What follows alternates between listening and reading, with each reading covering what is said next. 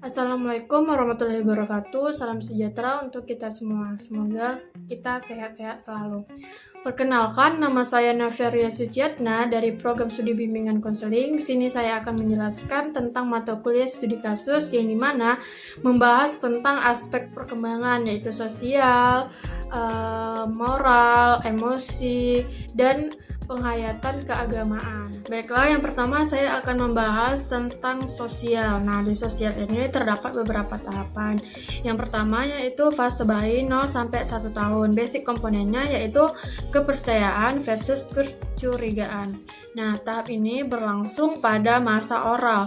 Tugas yang harus dijalani pada masa ini adalah menumbuhkan dan mengembangkan kepercayaan tanpa harus menimbulkan rasa suatu ketidakpercayaan. Kepercayaan ini akan terbina dengan baik apabila dorongan oralis pada bayi terpuaskan. Oleh sebab itu, pada tahap ini ibu memiliki peran yang secara kualitatif sangat menentukan perkembangan kepribadian anaknya yang masih kecil. Perkembangan pada masa ini sangat tergantung pada kualitas pemeliharaan ibu. Apabila cukup baik, maka akan dapat menumbuhkan kepribadian yang penuh kepercayaan, baik terhadap dunia luar maupun terhadap diri sendiri. Sebaliknya, jika tidak terpenuhi, maka anak memungkinkan menjadi penakut, ragu-ragu, dan khawatir terhadap dunia luar, bahkan kepada manusia lain. Makanya ini akan menimbulkan sikap kecurigaan. Selanjutnya yaitu fase anak-anak 2-3 tahun. Basic komponennya yaitu otonomi versus perasaan malu dan ragu-ragu. Tugas yang harus diselesaikan pada masa ini adalah kemandirian atau otonomi, sekaligus dapat memperkecil perasaan malu dan ragu-ragu. Orang tua dalam mengasuh anak pada usia ini tidak perlu mengorbankan kepribadian anak dan tidak pula harus mematikannya. Dengan kata lain, keseimbanganlah yang perlu di sini. Ada sebuah kalimat yang seringkali menjadi teguran maupun nasihat bagi orang tua dalam mengasuh anaknya, yakni tegas namun toleran. Selanjutnya yaitu fase prasekolah usia 4-6 tahun. Basic komponennya yaitu inisiatif versus kesalahan. Tahapan ini juga dikatakan sebagai tahapan bermain. Tugas yang harus dijalani seorang anak pada masa ini adalah belajar punya gagasan atau inisiatif tanpa banyak terlalu menemukan kesalahan atau melakukan kesalahan. Jika orang tua mampu mendorong atau memperkuat kreativitas inisiatif dari anak, maka anak akan menampilkan diri lebih maju dan lebih seimbang secara fisik maupun kejiwaan. Akan tetapi, jika orang tua tidak memberikan kesempatan anak untuk menyelesaikan tugas-tugasnya atau terlalu banyak menggunakan hukuman verbal atas inisiatif anak, maka anak akan tumbuh sebagai pribadi yang selalu takut salah. Selanjutnya, usia sekolah 6-11 tahun. Basic komponennya yaitu kerajinan versus inferioritas. Nah, salah satu tugas yang diperlukan dalam tahapan ini adalah dengan mengembangkan kemampuan bekerja keras dan menghindari perasaan rasa rendah diri. Tingkatan ini menunjukkan adanya pengembangan anak terhadap rencana yang pada awalnya hanya sebuah fantasi semata, namun berkembang seiring bertambahnya usia, bahwa rencana yang harus dapat terwujud yaitu untuk dapat berhasil dalam belajar. Anak pada usia ini dituntut untuk dapat merasakan bagaimana rasanya berhasil apabila itu di sekolah atau di tempat bermain. Melalui tuntunan tersebut, anak dapat mengembangkan suatu sikap rajin. Berbeda kalau anak tidak dapat meraih sukses karena mereka merasa tidak mampu atau inferioritas, sehingga anak juga dapat mengembangkan sikap rendah diri. Selanjutnya yaitu remaja 12-20 tahun, yang basic komponennya yaitu identitas versus kekacauan identitas. Nah, selama ini individu mulai merasakan suatu perasaan tentang identitasnya sendiri. Perasaan bahwa ia adalah manusia unik, namun siap untuk memasuki suatu peran yang berarti di tengah masyarakat. Entah peran itu bersifat menyesuaikan diri atau sifat memperbarui, mulai menyadari sifat-sifat yang melekat pada diri sendiri. Tugas yang harus dilakukan dalam tahapan ini yaitu pencapaian identitas pribadi dan menghindari peran ganda. Menurut Erikson, pada masa ini merupakan masa yang mempunyai peran penting karena melalui tahap ini orang harus mencapai tingkat identitas ego, berarti mengetahui setiap dirinya itu siapa dirinya dan bagaimana cara seseorang terjun ke tengah masyarakat. Jikalau identitas ego dan kekacauan identitas dapat berlangsung secara seimbang, maka kesetiaan akan diperoleh nilai positif yang dapat dipetik. Kesetiaan yang dimaksud yaitu setia dalam beberapa pandangan, ideologi, atau visi masa depan. Selanjutnya yaitu dewasa awal 21-40 tahun. Basic komponennya yaitu keintiman versus isolasi. Jadi, tahap ini timbul dorongan untuk membentuk hubungan yang intim dengan orang-orang tertentu dan kurang akrab atau renggang dengan yang lainnya. Akan tetapi, peristiwa ini akan memiliki pengaruh yang berbeda apabila seseorang dalam tahapan ini tidak mempunyai kemampuan untuk menjalani relasi dengan orang lain secara baik, sehingga akan tumbuh sifat merasa terisolasi atau cenderung menutup diri. Oleh sebab itu, kecenderungan antara keintiman dan isolasi harus berjalan dengan seimbang, gunanya memperoleh nilai yang positif yaitu cinta. Cinta berarti kemampuan untuk menyimpangkan segala bentuk perbedaan dan keanggunan lewat rasa saling membutuhkan. Wilayah cinta yang dimaksud di sini tidak hanya mencakup hubungan dengan kekasih, namun juga hubungan dengan orang tua, tetangga, sahabat, dan lainnya. Selanjutnya dewasa 4-65 tahun. Basic komponennya yaitu generativitas versus stagnasi.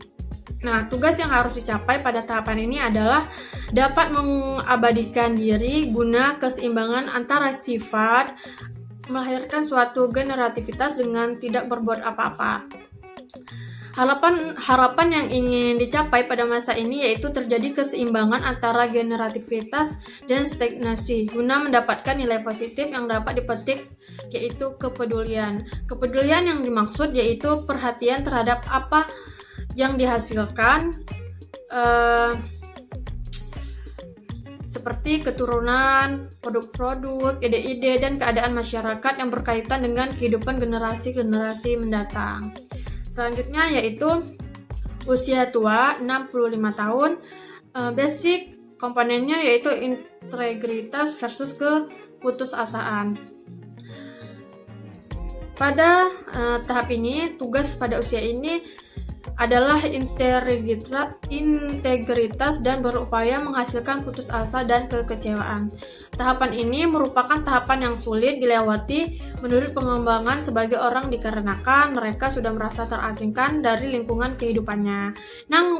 Namun sikap ini akan bertolak belakang jika di dalam diri mereka tidak terdapat integritas. Harapan yang ingin dicapai pada masa ini yaitu terjadi keseimbangan antara integritas dengan keputusasaan. Gunanya mendapat nilai positif yang dapat dipetik yaitu sikap kebijaksanaan. Selanjutnya yaitu emosi. Emosi adalah perasaan atau afeksi yang timbul ketika seseorang sedang berada dalam suatu keadaan atau suatu interaksi yang dianggap penting olehnya. Pola perkembangan emosi tidak dipelajari, bisa dibilang spontan, mengikuti lingkungan. Nah, di sini ada pola emosi yang umum atau sering dijumpai gitu ya, sering ditemukan. Yang pertama yaitu takut. Yang kedua yaitu malu. Malu di sini terbagi menjadi dua, yaitu sinis, reaksi yang menutup muka, menangis, marah, nervous, gugup. Selanjutnya malu, embarrassment. Di sini muncul pada usia sejak 5-6 tahun. Mencoba menjelaskan kesalahan yang dibuat. Nah, di sini dia sudah berani untuk menjelaskan kesalahan yang dibuatnya gitu. Selanjutnya khawatir, kecemasan, marah, iri hati, sedih, ingin tahu, senang, dan kasih sayang. Selanjutnya, tugas perkembangan sosial emosional anak. Pada usia 3-5 tahun. Nah, usia 3 tahun mereka mulai memilih teman, mulai berinteraksi dan berbagi mainan serta makanan. Lalu usia 4 tahun mereka mulai berani menunjukkan kebanggaan, kepercayaan diri dan menceritakan kejadian yang dialaminya. Dan usia 5 tahun mereka memiliki beberapa teman, memuji dan memberi semangat dan menolong temannya. Selanjutnya usia anak akhir.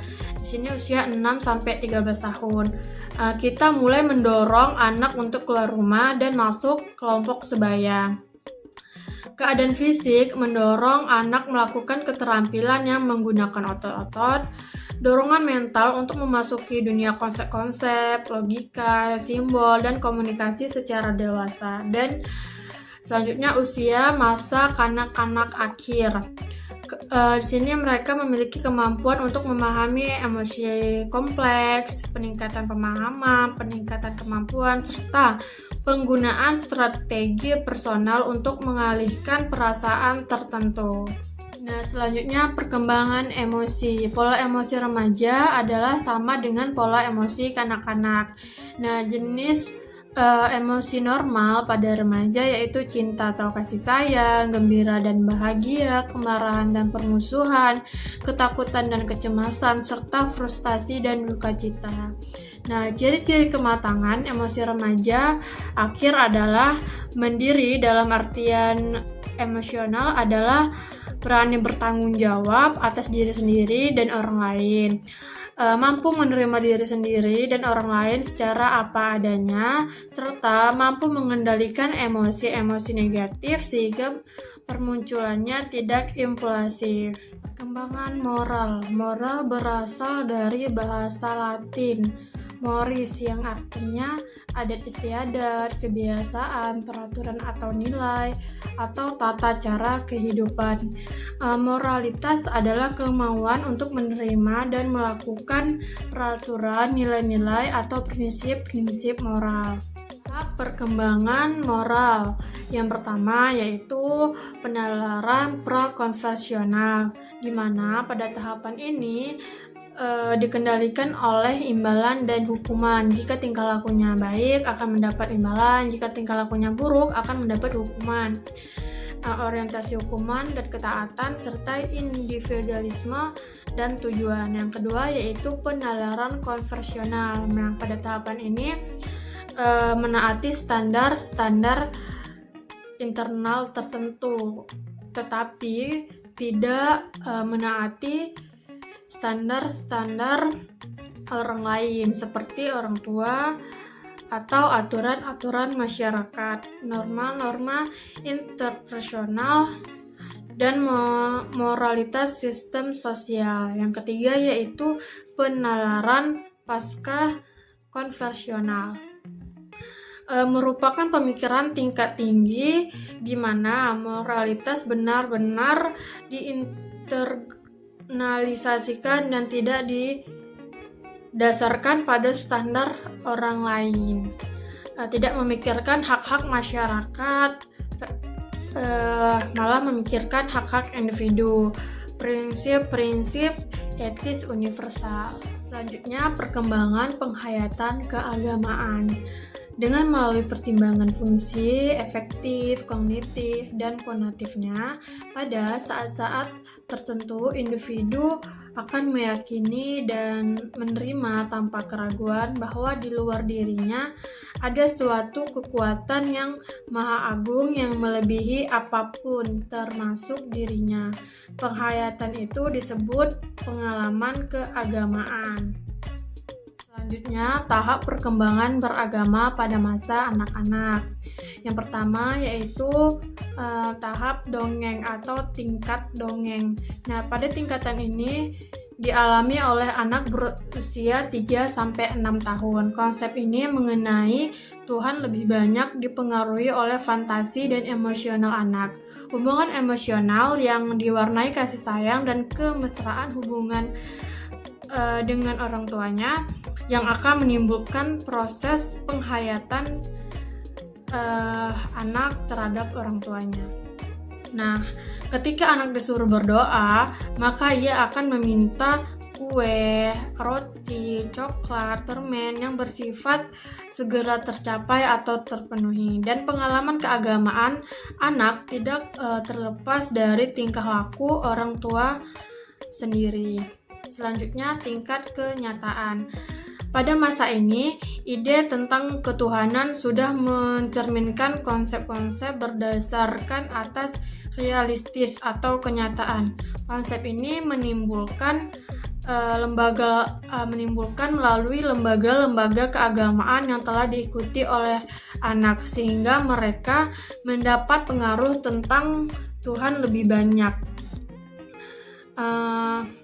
Pemikiran terhadap Tuhan semakin maju kepada kebenaran yang diajarkan oleh pendidikannya. Tanggapan terhadap Tuhan kini berubah, bahwa Tuhan sebagai Sang Pencipta dan Pemelihara. Tuhan tidak hanya menciptakan dirinya, melainkan menciptakan alam semesta. Selanjutnya yaitu tingkat individu. Pada umur 6-12 tahun, perhatian anak yang tadinya tertuju pada dirinya sendiri kini semakin tertarik dengan dunia luar atau lingkungannya. Ia berusaha menjadi makhluk sosial dan mematuhi aturan-aturan tata krama, sopan santun, dan tata cara bertingkah laku sesuai dengan lingkungan rumah dan sekolahnya. Dan yang terakhir, saya akan menjelaskan 5 dimensi keagamaan. Yang pertama yaitu dimensi keyakinan atau ideologi.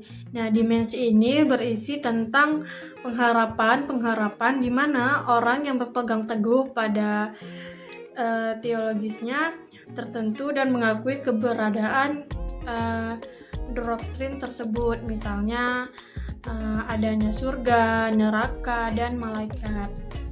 Selanjutnya yaitu dimensi praktik agama. Nah, dimensi ini mencakup perilaku pemujaan, pelaksanaan ritus formal keagamaan, ketaatan, dan hal-hal yang dilakukan orang untuk menunjukkan komitmen terhadap agama yang dianutnya. Selanjutnya yaitu dimensi pengalaman. Dimensi ini berkaitan dengan pengalaman keagamaan, perasaan, persepsi, dan sensasi yang dialami seseorang atau didefinisikan oleh suatu kelompok keagamaan atau masyarakat yang melihat komunikasi walaupun kecil dalam suatu esensi ketuhanan, yaitu dengan Tuhan, kenyataan terakhir, dan otoritas transendental. Selanjutnya yaitu dimensi pengetahuan agama. Dimensi ini mengacu pada harapan bagi orang-orang yang beragama paling tidak memiliki sejumlah minimal pengetahuan mengenai dasar-dasar keyakinan, ritus-ritus, kitab suci, dan tradisi-tradisi. Selanjutnya yang terakhir yaitu dimensi konsekuensi, yaitu dimensi ini mengacu kepada identifikasi akibat-akibat keyakinan agama, praktik, pengalaman, dan pengetahuan seseorang dari hari ke hari. Dengan kata lain, yaitu sejauh mana implikasi ajaran agama mempengaruhi perilakunya. Thank you. Baiklah, hanya itu penjelasan dari saya. Jika ada kekurangan, saya benar-benar minta maaf dan banyak kesalahan. Akhir kata, wassalamualaikum warahmatullahi wabarakatuh.